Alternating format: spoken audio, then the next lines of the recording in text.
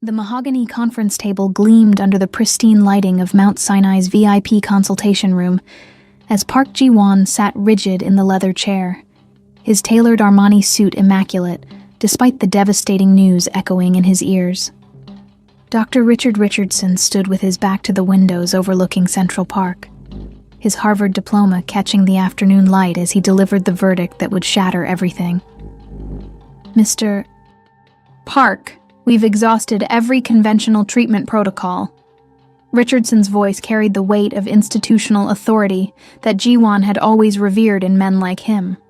White, prestigious, connected to the medical elite that his billions could buy. Your neurological syndrome is progressing faster than anticipated. The cellular deterioration in your brain tissue is unprecedented. From the corner of the room, Dr. Loretta Chambers rose from her chair, her golden skin radiant against the pristine white lab coat, natural hair pulled back in a professional bun that framed her determined features. She held a thick medical journal in her hands, pages marked with meticulous annotations. There's an experimental protocol I've been developing specifically for this type of rapid neurological degradation. Excuse me, Ji-won interrupted without even glancing in her direction, his piercing eyes fixed solely on Richardson, the family signet ring on his pinky finger catching the light as he gestured dismissively. Dr. Richardson, surely there are other specialists available. Men with extensive experience in similar cases, perhaps at Johns Hopkins, Mayo Clinic. Min-seo Kim stood silently by the door, her tablet clutched against her chest, her sophisticated glasses reflecting her embarrassment at her boss's behavior as she watched Dr. Chambers' confident posture remain unshakable despite the public rejection. Mr. Park, Doctor. Chambers' voice cut through the tension with surgical precision, her tone professional but unmistakably firm. I am the only physician in this hospital, possibly in the entire United States, who has published peer-reviewed research on experimental neurological reversal therapy for your specific condition. Ji-won finally turned to look at her, his sweeping gaze automatically cataloging.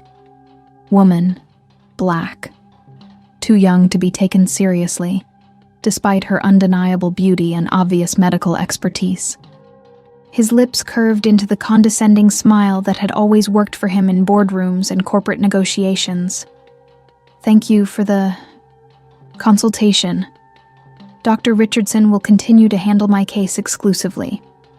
The heart monitor attached to Ji-won's chest began beeping frantically as his pulse spiked, but he maintained his dismissive expression, twisting his signet ring nervously, a tell that Min-seo had learned to recognize over years of service. Dr. Chambers placed the medical journal on the table with deliberate calm, the pages falling open to reveal charts and data that could save his life. Mr. Park, pride is a luxury you can no longer afford. The silence that followed was broken only by the increasingly urgent beeping of the heart monitor, as if the machine itself was warning that his prejudice might be the very thing that kills him. If your life depended on the person you despised most, would you swallow your pride to survive? Most of our listeners aren't subscribed to the channel yet, so if you're enjoying this story of transformation and want us to create more compelling narratives like this one, please hit that subscribe button to encourage us to keep bringing you these powerful stories. 3 days earlier, Park Ji-won had been untouchable. The CEO of Park Industries commanded respect in every boardroom from Seoul to Manhattan, his technology conglomerate worth more than the GDP of small nations. At 42, he possessed everything that mattered in his world: power, wealth, and the unwavering deference of everyone around him. The first symptoms appeared during a merger presentation to Goldman Sachs executives. A slight tremor in his left hand, dismissed as stress. Then the words began to blur together on the presentation slides, his usually razor-sharp mind suddenly foggy. But Park Ji-won had not built an empire by showing weakness. Schedule an appointment with the best neurologist money can buy, he instructed Min-seo as his private jet descended toward JFK. someone from Harvard Medical, or Johns Hopkins. I want American medicine, not some second-rate doctor. Minseo's research had led them to Mount Sinai, where Dr. Richardson's impressive credentials and Ivy League pedigree made him the obvious choice. The consultation fee of $50,000 barely registered. It was the cost of certainty, of placing his life in the hands of someone who looked like success.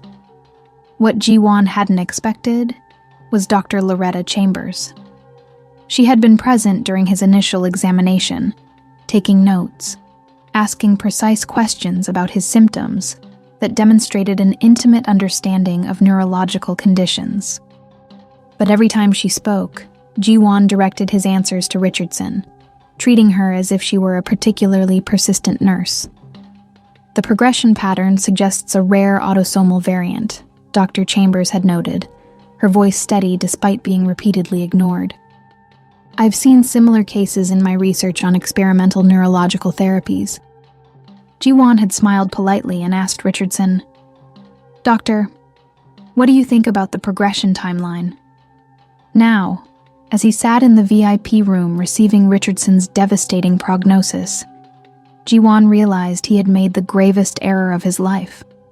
The woman he had dismissed held the key to his survival, and his arrogance might have just locked that door forever. The words hit Ji-won like a physical blow. Richardson's voice seemed to come from underwater as he explained the rapid deterioration of neural pathways, the cellular breakdown that no conventional treatment could stop. 72 hours, possibly less, Richardson said, his Harvard-trained composure cracking slightly. I've consulted with colleagues at Mayo, at Johns Hopkins. We're dealing with something that's simply beyond current medical understanding. Minseo's tablet clattered to the floor as her hands began to shake. She had worked for Ji-won for 6 years, had seen him conquer impossible business deals and hostile takeovers. But this was different. This was mortality, raw and undeniable. Dr. Chambers remained standing in the corner, her medical journal still open to the pages of research that could change everything. She watched Ji-won's face cycle through the stages of disbelief, denial, anger, bargaining. She had seen it countless times before, but never with stakes this high, or with a patient whose prejudices ran this deep. There has to be something. Ji-won's voice cracked for the first time since entering the hospital. Experimental treatments, clinical trials, I can pay any amount. Richardson shifted uncomfortably, his eyes darting toward Dr. Chambers before returning to his patient. Mr. Park, there are unconventional approaches, but they would require you to place your trust in methods that haven't been approved by the FDA. Whatever it takes, Ji-won said immediately. Contact the best experimental medicine specialists, Harvard, Stanford, wherever. Dr. Chambers finally stepped forward, her confidence undiminished despite the hours of being treated as invisible. Mr. Park, I am that specialist. The research you're looking for is sitting right here. She gestured to the journal, pages filled with data that represented years of groundbreaking work. Ji-won's jaw tightened as he processed the implications. Everything in his worldview rebelled against the idea that this woman, young, black, female, could possess knowledge that the prestigious Dr. Richardson lacked. But the monitor's relentless beeping reminded him that ideology was a luxury dying men couldn't afford. The room fell silent except for the mechanical rhythm of the heart monitor, counting down the seconds of a life that hung in the balance of pride versus survival. The cardiac arrest came without warning. One moment, Ji-won was arguing with Richardson about second opinions. The next, he was convulsing violently as every monitor in the VIP room erupted in alarms. The flatline scream of the EKG cut through the chaos like a death knell. Richardson froze, his hands hovering uselessly over the crash cart as nurses flooded into the room. Years of prestigious training had not prepared him for this moment. When academic credentials meant nothing, and only raw medical instinct mattered. Dr. Chambers moved with lightning precision. She pushed past Richardson, her hands already reaching for the defibrillator paddles as she barked orders with an authority that commanded instant obedience. "Get me 2 milligrams of epinephrine and prepare for intracardiac injection, now." "Dr. Chambers, perhaps we should follow standard protocol," Richardson began. "Standard protocol will kill him," she shot back, placing the paddles on Ji-won's chest with expert positioning. "His neurological condition is causing cardiac episodes that textbook medicine can't handle. Clear." The electricity jolted through Ji-won's body, but the flatline continued its monotonous scream. "Doctor." Chambers checked his pulse, felt nothing, and immediately began compressions with a technique Richardson had never seen. Her hands moved in a specific pattern, applying pressure to points that seemed unrelated to standard CPR. "What are you doing?" Richardson demanded. "Neurological resuscitation," Dr. Chambers replied without breaking rhythm. "When the brain's electrical system fails, you have to restart it differently. This is experimental technique I've been developing for exactly this type of case." Mincio watched in horror and fascination as the woman her boss had dismissed as unworthy now fought desperately to save his life. Each compression seemed calculated, precise, as if Dr. Chambers understood Ji-won's failing body better than he understood it himself. After what felt like an eternity, the monitor suddenly beeped. Then again. A weak rhythm appeared on the screen, growing stronger with each beat. Ji-won's eyes fluttered open, confusion and fear replacing the arrogance that had defined him for so long. Dr. Chambers stepped back, sweat beading on her forehead, her golden skin glistening under the harsh hospital lights. She had just performed a medical miracle, using techniques that existed only in her research papers. Ji-won's first words were barely a whisper. "You saved me." The aftermath of the cardiac arrest left Ji-won vulnerable in ways he had never experienced. Lying in the hospital bed, connected to machines that monitored every heartbeat, he was forced to confront a reality that shattered his worldview. The woman he had dismissed as insignificant had just prevented his death using methods that the prestigious Dr. Richardson didn't even understand. Richardson stood awkwardly by the window, his authority diminished by his failure to act decisively during the crisis. The Harvard diploma on the wall seemed to mock him as he watched Dr. Chambers efficiently check Ji-won's vital signs and adjust the medication dosages. "The experimental treatment I mentioned earlier," Dr. Chambers said, her voice professional but firm. "It's specifically designed for patients with your neurological profile who experience cardiac complications." She pulled up a chair beside his bed, treating him as a human being rather than a billionaire patron. Ji-won struggled with the words, his pride warring with the undeniable evidence of her competence. "Dr. Richardson said there were no viable options." "Dr. Richardson is an excellent physician for conventional cases," Dr. Chambers replied diplomatically. "But your condition requires expertise in experimental neurological therapy. I've spent the last 5 years developing protocols specifically for cases like yours." Mincio approached cautiously, her tablet containing research she had been quietly conducting. "Sir, I took the liberty of reviewing Dr. Chambers' published work. She has 17 peer-reviewed papers on neurological reversal therapy, including 3 that directly relate to your symptoms." The betrayal Ji-won felt was complex. Not just that his trusted assistant had researched behind his back, but that she had found evidence of Dr. Chambers' expertise that he had been too prejudiced to see. His signet ring felt heavy on his finger, a symbol of inherited privilege that meant nothing in the face of genetic disease. "I don't understand," Ji-won admitted, the words foreign on his tongue. "If you have the knowledge to help me, why didn't Dr. Richardson mention your research?" Dr. Chambers exchanged a meaningful look with Richardson, who cleared his throat uncomfortably. The politics of medicine, like the politics of business, were often about who received credit and who remained invisible. Sometimes, Dr. Chambers said carefully, The best solutions come from unexpected sources. The heart monitor continued its steady rhythm, a reminder that his life depended not on the doctor he had chosen, but on the one he had refused to see. The revelation came like a scalpel through silk. Min Seo had spent the night combing through medical databases, her loyalty to Ji-won finally overcoming her deference to his prejudices. What she discovered about Dr. Richardson's track record was devastating. "Sir," she said hesitantly, approaching his bedside with her tablet displaying damning statistics. "I found Dr. Richardson's success rates, with neurological cases similar to yours."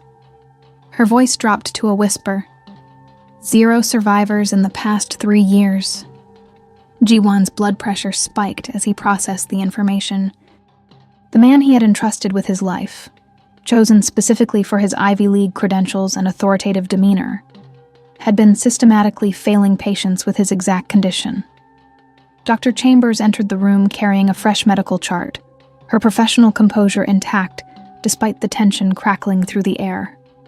She had overheard Min Seo's revelation, and her expression suggested she wasn't surprised. "You knew," Ji-won said, his voice barely controlled. "You knew Richardson couldn't help me, and you let me choose him anyway." Dr. Chambers set down the chart and met his gaze directly. "Mr. Park, I tried to tell you about my research during our first consultation. You dismissed me without listening to a single word." Her tone remained professional, but there was steel beneath the diplomacy. The accusation hung in the air like a challenge. Ji-won remembered that first meeting, how he had automatically assumed Richardson's superiority, how he had treated Dr. Chambers as if she were furniture rather than a physician. The memory was suddenly, painfully clear. Dr. Richardson's approach is traditional, conservative, Dr. Chambers continued. He follows established protocols that work well for conventional cases. But your condition requires innovation, risk-taking, and frankly, techniques that haven't been approved by medical boards yet. Richardson himself appeared in the doorway, having obviously heard the conversation. His face was flushed with embarrassment and anger. "Dr. Chambers, I think you're being unfair. Medical practice requires proven methodologies, not experimental methodologies that saved his life 12 hours ago." Dr. Chambers interrupted, her voice sharp with suppressed frustration. "While you stood frozen, unable to adapt to a situation your textbooks didn't cover." The silence that followed was brutal. Ji-won realized he was witnessing more than a professional disagreement. This was about competence versus credentials, substance versus appearance. And he had chosen the wrong side, based on nothing more than his own biases. The heart monitor beeped steadily, counting down the hours he had left to make a choice that could save or damn him. Dr. Chambers' research laboratory was unlike anything Ji-won had expected. Hidden away in the basement levels of Mount Sinai, it looked more like a high-tech pharmaceutical facility than a traditional medical research space.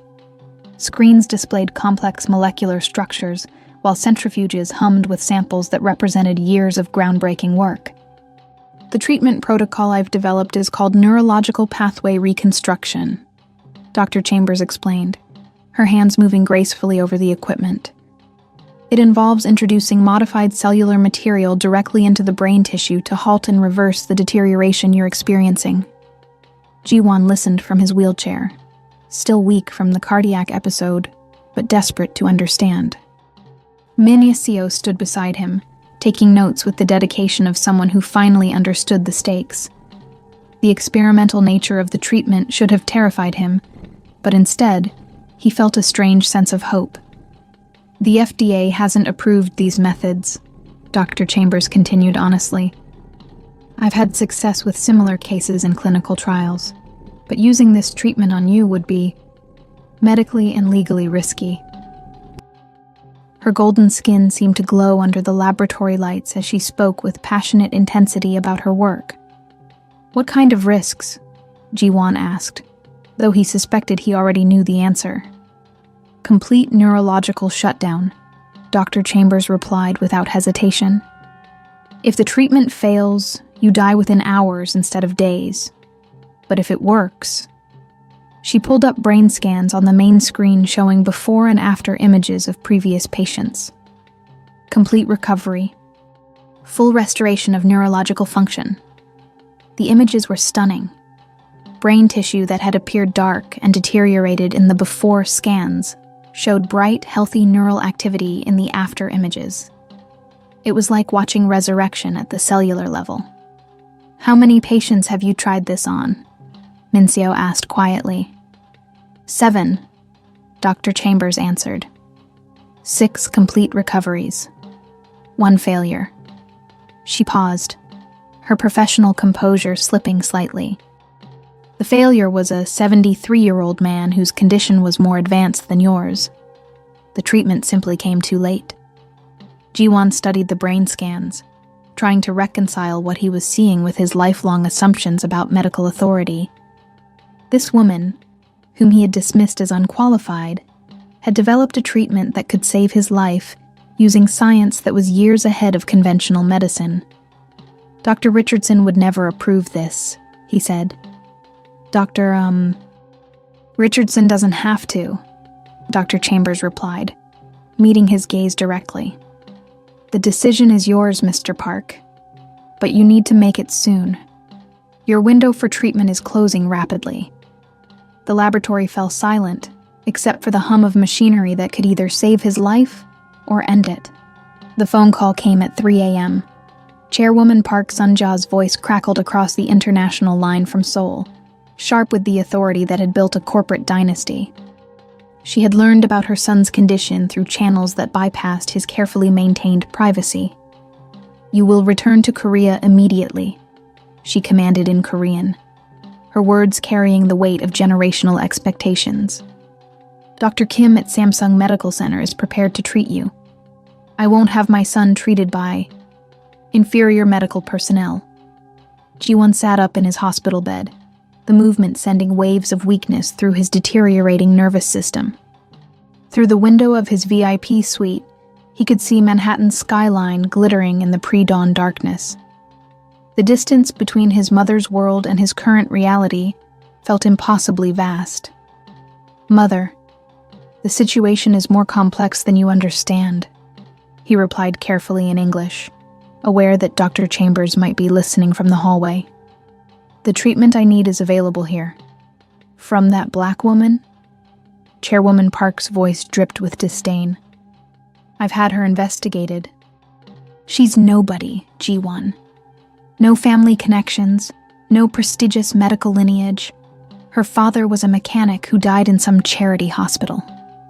The casual cruelty of his mother's words hit Jiwon like a physical blow. He suddenly understood that Dr. Chambers had faced this kind of dismissal her entire career, that her competence had been questioned not because of her abilities, but because of her race. The realization made him ashamed of his own assumptions. "Her qualifications are impeccable," he found himself saying. "She's published more research on neurological conditions than anyone else in the hospital. Research means nothing without proper connections," Chairwoman Park snapped. "Return home immediately. The family's reputation cannot survive the scandal of you being treated by some experimental procedure." Dr. Chambers appeared in the doorway, holding his latest test results. Her expression was carefully neutral, but Jiwon could see she had overheard at least part of the conversation. The shame he felt was overwhelming, not just for his mother's words, but for his own years of similar thinking. "I have to go," he told his mother, ending the call before she could respond. The silence that followed was heavy with implications. "Mr. Park," Dr. Chambers said gently, approaching his bedside with the test results. "Your neurological deterioration has accelerated. If we're going to proceed with the experimental treatment, we need to begin within the next 12 hours. Jiwon looked at her, really looked at her. For perhaps the first time. He saw not just a doctor, but a woman who had dedicated her life to saving people like him, despite facing prejudice at every turn. The choice before him was no longer just about medical treatment. It was about the kind of man he wanted to be. The boardroom at Park Industries' Manhattan office had been converted into a makeshift war room. Mincio had assembled Jiwon's most trusted advisors via secure video conference, their faces filling multiple screens as they debated his medical crisis. The irony wasn't lost on him. These same people who would trust him with billion-dollar decisions now questioned his judgment about his own survival. "Sir, the potential lawsuits alone could destroy the company," his legal counsel warned from Seoul. "If this experimental treatment fails, the media scrutiny will be devastating. The family's reputation will survive my death better than my association with an unproven black doctor," Jiwon finished bitterly. The words tasted like poison in his mouth, but he had learned to recognize the ugly truth of his world's priorities. Dr. Chambers sat quietly in the corner of the room, her presence both crucial and invisible to everyone except Jiwon. She had agreed to attend this meeting at his request, though he could see the discomfort in her professional demeanor. This was her expertise being debated by people who had never opened a medical textbook. "Dr. Chambers," Jiwon said, his voice cutting through the corporate chatter, "please explain your success rate to my advisors." She stood gracefully, her confidence unshaken despite the hostile environment. "The neurological pathway reconstruction protocol has achieved complete recovery in 6 out of 7 cases involving Mr. Park's specific condition. The treatment targets the cellular breakdown at its source and reverses the damage within 72 to 96 hours. "And if it fails?" asked his chief financial officer. "Mr. Park dies," Dr. Chambers replied without hesitation. "But without treatment, he dies anyway. The difference is that my protocol offers a genuine chance of survival and complete recovery."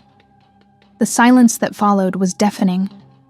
Jiwon watched his advisors' faces on the screens, seeing the same prejudice he had harbored reflected in their expressions. They couldn't reconcile their image of medical authority with the reality of Dr. Chambers' expertise. "What about Dr. Richardson's recommendation?" someone asked. "Dr. Richardson has recommended palliative care," Jiwon said flatly. "He's essentially advising me to die comfortably." Minseo stepped forward, her loyalty finally overcoming corporate hierarchy. "Sir, I've reviewed Dr. Chambers' research extensively. Her work is groundbreaking. She's ahead of the medical establishment by years, possibly decades." The young assistant's endorsement seemed to carry more weight than Jiwon had expected. Several advisors shifted uncomfortably, recognizing that Minseo's judgment had proven reliable in countless business situations. Dr. Chambers remained standing, her golden skin luminous under the conference room lights, representing both his salvation and the shattering of everything he had believed about worthiness and competence. The choice was no longer just medical. It was moral. The moment of decision came at dawn. Jiwon sat alone in his hospital bed, watching the sun rise over Central Park as his body continued its relentless deterioration. The tremor in his hands had worsened overnight, and his vision had begun to blur at the edges. Time was running out faster than anyone had predicted. Dr. Chambers knocked softly before entering, carrying the consent forms for the experimental treatment. Her professional composure couldn't quite hide the urgency in her movements. She knew as well as he did that this might be his final opportunity. "The treatment has to begin within the next 2 hours," she said, setting the paperwork on his bedside table. "Your neural pathways are degrading too rapidly to wait any longer." Jiwon stared at the forms, knowing that his signature would represent more than medical consent. It would be an admission that everything he had believed about racial hierarchies and professional competence had been catastrophically wrong. His signet ring caught the morning light, a symbol of inherited privilege that had nearly cost him his life. "Dr. Chambers," he said quietly, "I need to ask you something." She sat down beside his bed, her attention fully focused on him. "Of course. Why are you willing to risk your career to save someone who treated you so poorly?" The question had tormented him through the sleepless night. "You could let Dr. Richardson handle my case. No one would blame you." Dr. Chambers was quiet for a long moment, her hands folded in her lap. "Because saving lives is why I became a doctor," she said finally. "Not saving some lives, all lives, even the lives of people who don't see my worth." The simple dignity of her answer shattered the last of his resistance. Ji-won realized he was in the presence of someone whose character surpassed his own in every meaningful way. She had dedicated her life to healing, while he had built walls of prejudice. "I'm sorry," he whispered, the words inadequate but necessary. "I'm sorry for how I treated you. I'm sorry for not seeing who you really are."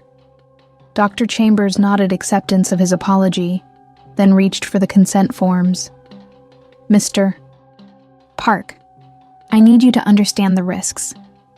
If this treatment fails, you won't have time for goodbyes. Your family, your business affairs, everything needs to be in order." Ji-won took the pen with shaking hands, the tremor making his signature barely legible. But the decision was clear, crystalline in its simplicity. He would place his life in the hands of the most competent doctor he had ever met, regardless of the color of her skin. As he signed his name, Ji-won felt something shift inside him, not just medically, but fundamentally. He was no longer the man who had walked into Mount Sinai 5 days ago. The preoperative preparation felt like a ritual of transformation. As Dr. Chambers and her team prepared the experimental treatment, Ji-won found himself compelled to make amends for a lifetime of assumptions. The weight of his prejudices had become unbearable, especially knowing that his survival depended on the person he had most wronged. Minseo sat beside his bed, her tablet forgotten as she watched her employer grapple with emotions he had never allowed himself to feel. She had seen Ji-won negotiate billion-dollar deals without flinching, but now he seemed vulnerable and almost childlike in his uncertainty. "I need to call my mother," Ji-won said suddenly. "She needs to understand what kind of doctor is treating me." "Sir, your mother was quite clear about her feelings regarding Dr. Chambers," Minseo replied carefully. "Are you sure you want to have that conversation now?" Ji-won nodded, his resolve strengthening. "I've spent my entire life seeking the approval of people who taught me to see the world through their prejudices. It's time to stop." The call connected after several rings. Chairwoman Park's voice was sharp with disapproval when she recognized her son's number.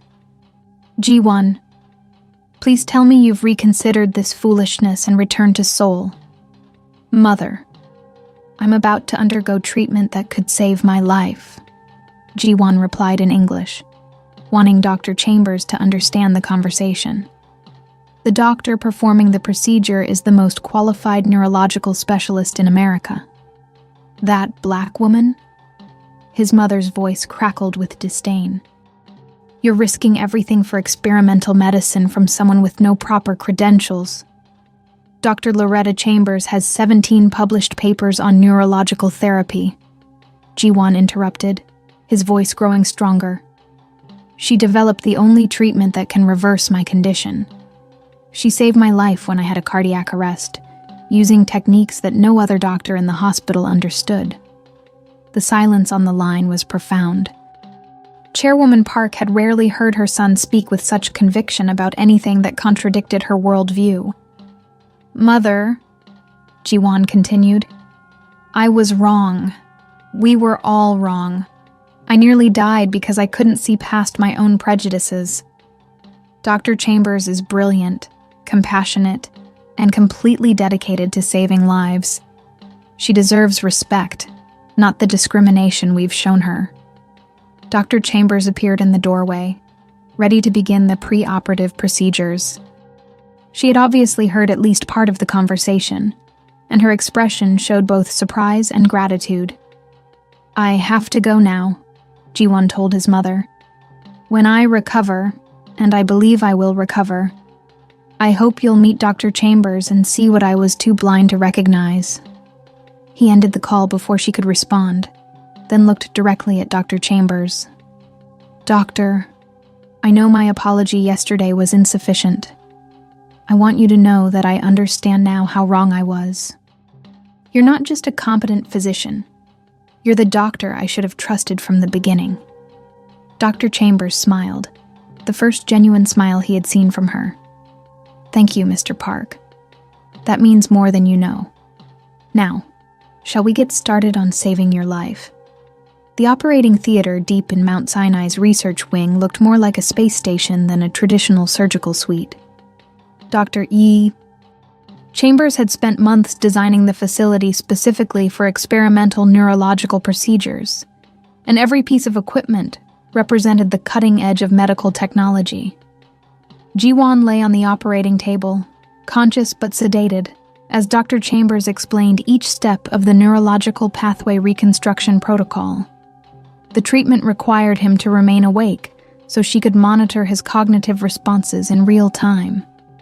"The modified cellular material will be introduced directly into your brain tissue through microinjection," Dr. Chambers explained, her hands steady as she prepared the revolutionary treatment. "You'll feel some pressure, but no pain. The process takes approximately 4 hours." Minseo watched from the observation deck, her usual composure replaced by barely controlled anxiety. She had become more than an assistant over the years. She was the closest thing Jiwon had to family in America. Seeing him so vulnerable, his life dependent on an experimental procedure, made her realize how much she cared about her difficult boss.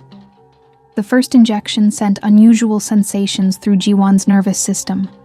Colors seemed brighter, sounds sharper, as if his brain was awakening from a long sleep. Dr. Chambers monitored multiple screens that displayed his neural activity in real time, her trained eye catching changes that would be invisible to other physicians. "How do you feel?" she asked, adjusting the cellular introduction rate. "Different," Jiwon replied honestly. "Like something that was broken is being repaired." The second phase of treatment involved targeted electromagnetic stimulation to encourage the new cellular material to integrate with existing neural pathways. The equipment hummed with energy as Dr. Chambers orchestrated the complex procedure with the precision of a conductor leading a symphony. "Your neural pathway reconstruction is proceeding better than expected," she said, unable to hide her excitement. "The damaged tissue is responding to the treatment more rapidly than in any previous case." Hours passed in careful monitoring and adjustment. Dr. Chambers never left his side, her golden skin glistening with concentration as she guided the experimental treatment through its delicate phases. She was performing medical pioneering work that would reshape neurological therapy for decades to come. As the final phase began, Jiwon felt a clarity returning to his thoughts that he hadn't experienced in weeks. The tremor in his hands was gone, his vision sharp and focused. The treatment was working, not just halting the disease, but actually reversing the damage that had seemed irreparable. "Dr. Chambers," he said quietly, "you're saving more than my life. You're restoring my faith in what medicine can accomplish." The emergency board meeting at Mount Sinai convened while Jiwon was still in recovery. Word of Dr. Chambers' unauthorized experimental treatment had spread through the hospital's administration, creating a firestorm of medical and legal concerns. Hospital attorneys paced the conference room while department heads debated the implications of allowing such radical procedures. Dr. Richardson sat at the head of the table, his authority restored now that he could position himself as the voice of medical conservatism. He had spent the morning consulting with colleagues at Harvard and Johns Hopkins, building a coalition of prestigious physicians who opposed experimental treatments. "Dr. Chambers has violated every protocol we have," Richardson declared to the assembled medical staff. "She performed an unapproved procedure on one of our most high-profile patients without proper oversight or institutional consent." The hospital's chief medical officer, Dr. Patricia Hamilton, looked troubled as she reviewed the documentation. The patient did sign consent forms, and his condition was terminal under conventional treatment. "Consent doesn't matter if the treatment kills him," Richardson responded. "We're exposing the hospital to massive liability for the sake of one doctor's experimental theories." What Richardson didn't mention was his own failure during Jiwon's cardiac crisis. While Dr. Chambers had saved the patient's life using innovative techniques, Richardson had frozen, unable to adapt to a situation outside his textbook training. His opposition to her methods was as much about protecting his reputation as about medical ethics. Min Seo burst into the conference room without announcement, her professional composure abandoned in favor of fierce loyalty. "Mr. Park is awake," she announced breathlessly. "The treatment worked. His neurological function is completely restored." The room fell silent as the implications sank in. Dr. Chambers had not only saved Jiwon's life, but had achieved a medical breakthrough that would revolutionize neurological therapy. The experimental treatment that Richardson had opposed as reckless had proven to be a miracle of modern medicine. Dr. Hamilton stood slowly, her expression reflecting the magnitude of what had occurred. If the treatment was successful, then Dr. Chambers has accomplished something unprecedented in neurological medicine. Richardson's face flushed with embarrassment and anger. His conservative approach, based on prestigious credentials rather than innovative thinking, had been thoroughly discredited. The woman he had dismissed as unqualified had achieved what he never could. "One success doesn't validate experimental medicine," he said defensively. "The risks were enormous. We were lucky the patient didn't die." "The patient didn't die because Dr. Chambers is the most competent neurological specialist in this hospital," Min Seo replied with unprecedented boldness. "While you were focused on protecting your reputation, she was focused on saving his life." The media explosion was inevitable. News of Park Ji-won's miraculous recovery from an experimental treatment performed by a black female doctor spread across international headlines within hours.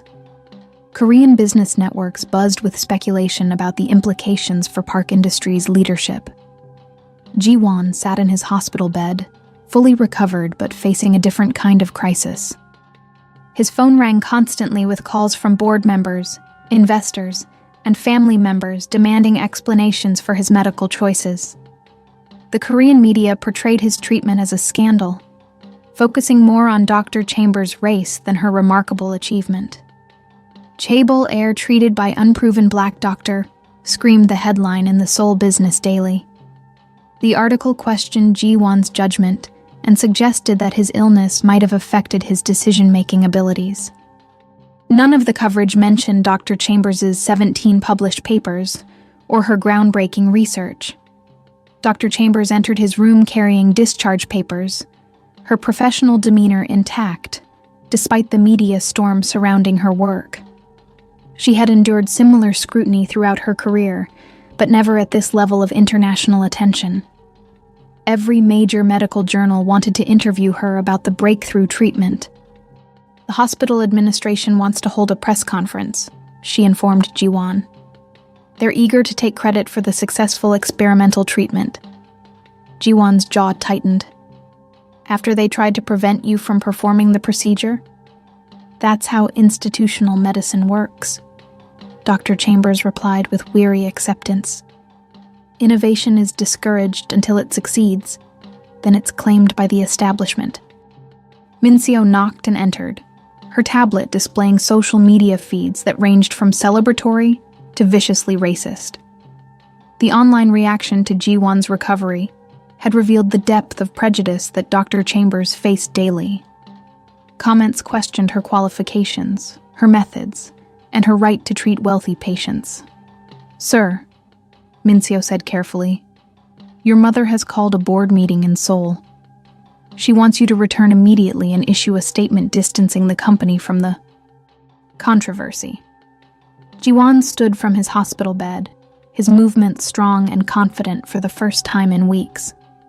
The experimental treatment had restored more than his neurological function. It had clarified his moral vision.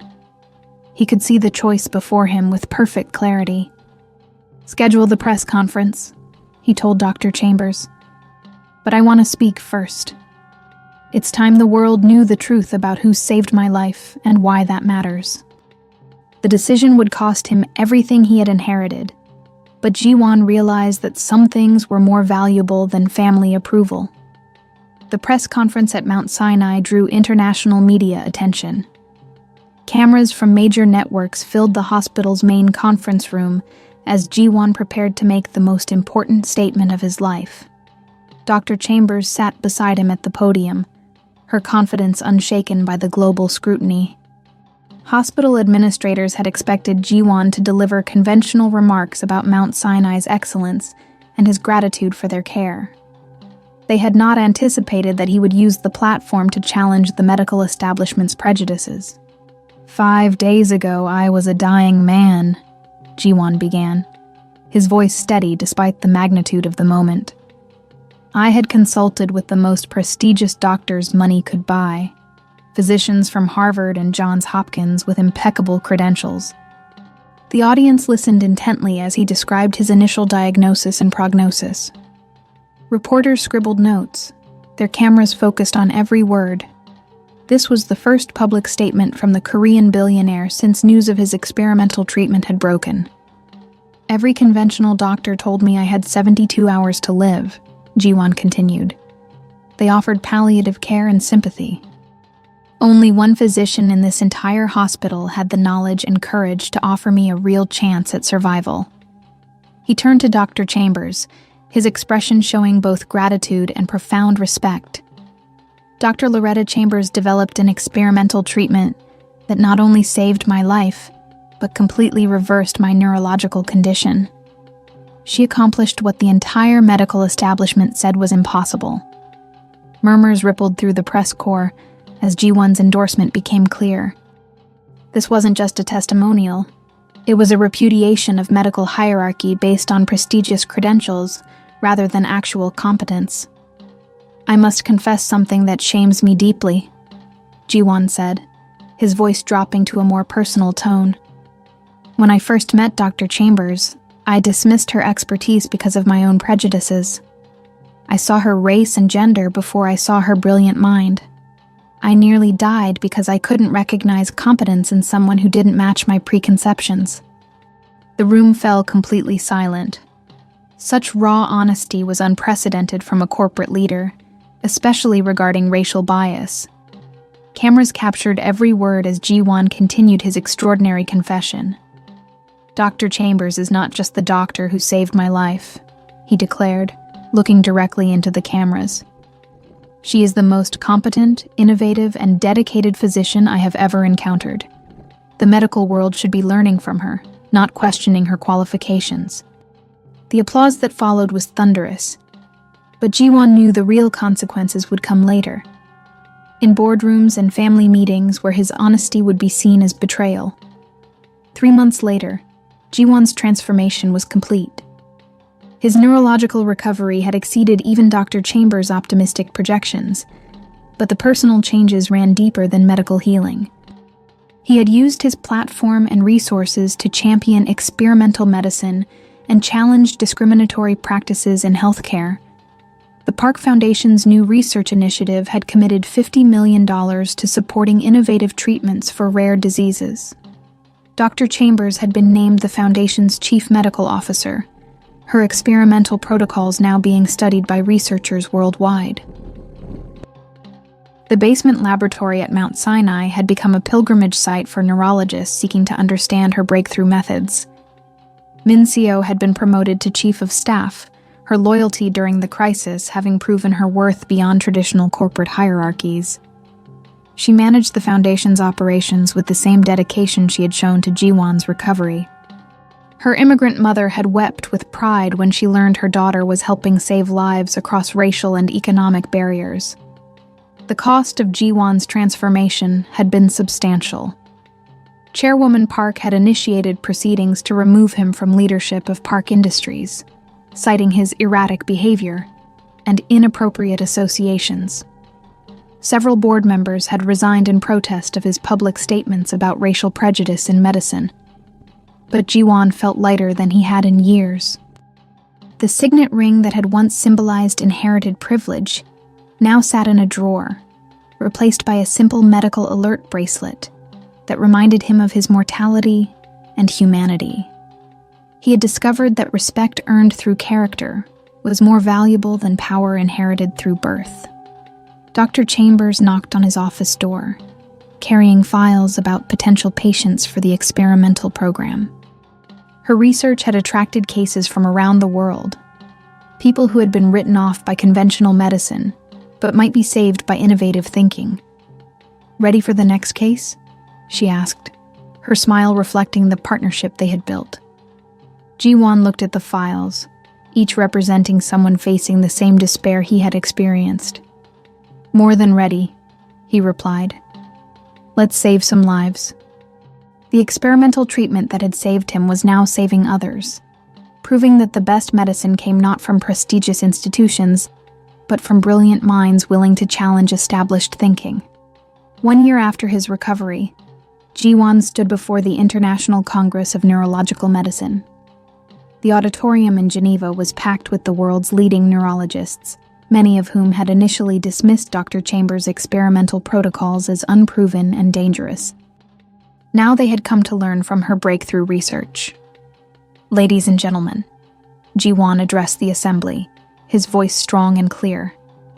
"I am living proof that innovation in medicine requires us to look beyond traditional hierarchies and recognize expertise wherever it exists." The irony wasn't lost on him. A businessman was lecturing medical professionals about prejudice in their own field. "Dr."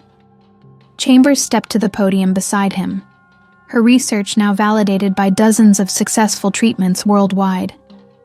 The neurological pathway reconstruction protocol had been refined and approved by medical boards in 12 countries. Patients who had been considered terminal were walking, talking, and living full lives. The success rate has now reached 92% across all patient demographics, Dr. Chambers reported to the rapt audience. What began as experimental medicine is now recognized as the gold standard treatment for degenerative neurological conditions. Behind them on the screen were brain scans showing the remarkable recoveries achieved through her methods. Each image represented a life saved, a family kept intact, a future restored through innovative thinking.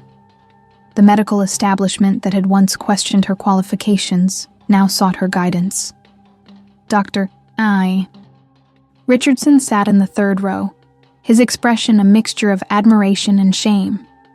His failure during Ji-won's crisis had prompted deep self-reflection about his own limitations and biases. He had since become an advocate for experimental medicine and a vocal supporter of Dr. Chambers' research. "The lesson here extends beyond medicine," Ji-won continued, addressing not just the neurologists, but the global audience watching the live stream. "Competence exists in all forms, from all backgrounds. When we allow prejudice to cloud our judgment, we don't just harm individuals, we deny ourselves access to the best solutions." The standing ovation that followed lasted nearly 10 minutes. In the audience, Minseo wiped away tears of pride as she watched her former boss address the world's medical elite about the doctor they had almost ignored. The transformation from prejudiced billionaire to champion of equality had been complete. Dr. Chambers received the Congress's highest honor for medical innovation. As she held the award, Ji-won reflected on how close he had come to dying simply because he couldn't see past his own biases. The woman who saved his life had also saved his soul. 2 years post-treatment, Ji-won's life had been transformed in ways he never could have imagined. The Park Foundation had become a global leader in funding experimental medical research, particularly focusing on treatments developed by physicians from underrepresented backgrounds. His personal mission to combat medical prejudice had evolved into a worldwide movement that challenged medical establishments to recognize competence regardless of the doctor's race or gender. Dr. Chambers' laboratory had expanded into a full research institute, attracting the brightest minds in experimental medicine from around the globe. Her neurological pathway reconstruction protocol had saved over 200 lives globally, with success rates that continued to improve as the treatment was refined and adapted for different neurological conditions. Medical schools now taught case studies of her breakthrough work, and her research papers had become required reading for neurology students worldwide. The ripple effects of Ji-won's recovery story had reached far beyond individual patients. Major medical institutions were restructuring their research priorities to include experimental treatments that had previously been dismissed. The Foundation's $50 million commitment had grown to over $200 million as other philanthropists joined the movement to fund innovative medical research. Min Seo had flourished in her role as chief of staff, managing not just the Foundation's operations, but also serving as a bridge between traditional corporate culture and the new inclusive approach Ji-won championed. Her immigrant mother's pride had been featured in several documentaries about the Foundation's work, showing how prejudice affected not just patients, but entire communities. What struck Ji-won most profoundly was the cascade of recoveries that followed his own. Children with rare neurological conditions were walking again, thanks to adaptations of Dr. Chambers' protocol. Adults who had been written off by conventional medicine were returning to full, productive lives. Each success story reinforced his understanding that medical innovation required courage to challenge established thinking. The personal cost had been significant, but worthwhile. Chairwoman Park had succeeded in removing him from Park Industries' leadership, but Ji-won had discovered that building something meaningful was more satisfying than inheriting power. His relationship with his mother remained strained, though he hoped time might heal their differences. The congressional hearing on experimental medicine drew unprecedented attention. Ji-won sat at the witness table in the packed chamber, flanked by Dr. Chambers and other medical researchers, whose innovative treatments had transformed patient outcomes. The hearing represented a crucial moment in the fight to expand access to experimental treatments for terminal patients. "Honorable members of Congress," Ji-won began, his voice carrying the weight of lived experience. "I am here today because 2 years ago, I was a dying man who nearly refused the treatment that saved my life due to my own prejudices." The chamber fell silent as he recounted his story, each word carefully chosen to illustrate the broader implications of medical bias. "Doctor." Chambers testified about the regulatory barriers that prevented innovative treatments from reaching patients who desperately needed them. "The current approval process, while necessary for safety, often moves too slowly for terminal patients," she explained. "We need pathways that allow experimental treatments to be accessed more quickly while maintaining appropriate safeguards." The questioning from committee members revealed the complexity of balancing patient access with medical safety. Some representatives worried about exposing vulnerable patients to unproven treatments, while others argued that terminal patients should have the right to try any potentially life-saving intervention. "Dr. Chambers," asked Representative Martinez from California, "how do we ensure that experimental treatments are offered ethically, particularly to minority patients who have historically been exploited by the medical system?" Dr. Chambers' response was measured and thoughtful. "Ethical experimental medicine requires informed consent, rigorous data collection, and most importantly, ensuring that experimental treatments are developed by diverse teams of researchers who understand the communities they serve." Her golden skin seemed to glow under the chamber's harsh lights as she spoke with the authority of someone who had revolutionized neurological medicine. Ji-won watched the proceedings with intense interest, understanding that this hearing could determine whether other patients would have access to the life-saving treatments that Dr. Chambers and researchers like her were developing. The Foundation had commissioned studies showing that patients from underrepresented communities were less likely to be offered experimental treatments, even when they met all clinical criteria. The hearing's outcome would shape medical policy for decades to come. Ji-won realized that his recovery had become more than a personal miracle. It was evidence that medical innovation flourished when prejudice was abandoned, and competence was recognized regardless of its source. 3 years after his miraculous recovery, Ji-won stood before the graduating class of Mount Sinai Medical School. As the commencement speaker, he faced an audience of future doctors who would shape the next generation of medical care. His message was personal yet universal. Competence exists everywhere, and prejudice is a barrier to both healing and progress. When I first entered this hospital, Ji-won told the graduates, I believed that medical authority was determined by prestigious credentials and familiar appearances. His voice carried the weight of hard-earned wisdom. I nearly died because I couldn't recognize brilliance in someone who didn't match my preconceptions about what a doctor should look like. Dr. Chambers sat in the front row. Her research institute now a model for experimental medicine programs worldwide. The neurological pathway reconstruction protocol had been adapted for treating multiple degenerative conditions, saving thousands of lives across every demographic. Her work had fundamentally changed how the medical community approached terminal neurological diseases. The Foundation's impact extended far beyond individual treatments. Their funding had supported breakthrough research in areas that traditional medical institutions had overlooked. Rare diseases affecting primarily minority populations, innovative treatments developed by physicians from underrepresented backgrounds, and experimental protocols that challenged conventional medical wisdom. Min Seo, now Director of Global Operations for the Foundation, had overseen the establishment of research centers in 12 countries.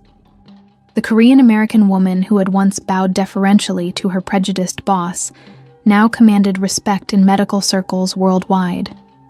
Her transformation paralleled Ji-won's own journey from bias to enlightenment. The lesson I learned, Ji-won continued, addressing the new doctors, is that healing requires humility. His words resonated through the auditorium as graduates absorbed the implications. The moment you assume you know who can help and who cannot, you limit not just your patient's options, but your own growth as physicians. The standing ovation that followed lasted nearly 15 minutes. In the audience, families of patients saved by experimental treatments wept with gratitude. Dr. Richardson, who had since become an advocate for innovative medicine, applauded alongside colleagues who had learned to question their own assumptions about medical authority. As Ji-won concluded his speech, he reflected on the profound irony of his journey. The woman he had dismissed as unworthy had not only saved his life, but had taught him to see the world with clearer vision. His recovery had been physical, but his transformation had been moral, a testament to the power of confronting one's own prejudices. The afternoon sun streamed through the windows of Dr. Chambers' Research Institute as Ji-won reviewed the latest treatment outcomes. 537 patients had now received variations of the neurological pathway reconstruction protocol, with a success rate that continued to astound the medical community. Each recovery represented not just a scientific triumph, but a victory over the prejudices that had nearly prevented the treatment's development. Min Seo entered his office carrying reports from their satellite research centers. The Foundation's work had expanded to include funding for innovative treatments across multiple medical disciplines, always prioritizing research that challenged conventional thinking. Their mission had evolved from saving individual lives to transforming medical culture itself. "Sir," Min Seo said, though she had long since earned the right to call him Ji-won, "the final numbers are in from this year's patient outcomes." Her professional demeanor couldn't hide her excitement about the results. Ji-won smiled as he reviewed the data. Every statistic represented a human being who had been given a second chance at life because someone had been willing to look past prejudice and recognize true competence.